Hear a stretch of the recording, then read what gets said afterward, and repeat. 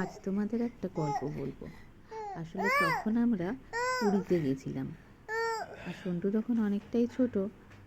সন্টুকে উঠের পিঠে বসানোর জন্য সন্টুর বাবা এক উচ্চালককে ও কাকা বলে ডাকে।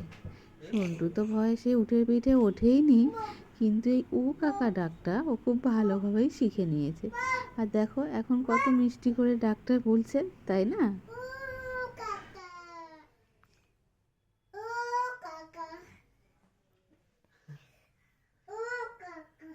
এই আমি কাকা, আমি বাবা। ও বাবা, তো বলছে তো উঠ। উঠ, হ্যাঁ উঠ কাকা, হ্যাঁ বল। ও বাবা,